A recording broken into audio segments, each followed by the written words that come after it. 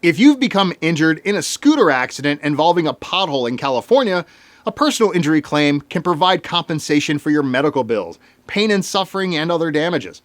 However, making a claim against your local government agency responsible for road maintenance can be tricky. Giving your claim the best odds for success starts at the accident site. You should call 911 to have the police document your accident and give paramedics a chance to assess your injuries. Take photos of your accident site. Collect witness statements.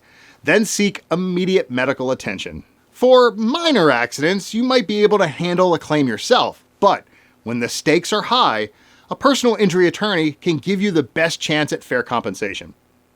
At Maison Law, we want you to have the resources you need for a full recovery. That starts with a free consultation with one of our attorneys to understand all your legal options. So, if you or someone you love has been injured in a scooter accident involving a pothole in California, contact Maison Law right away.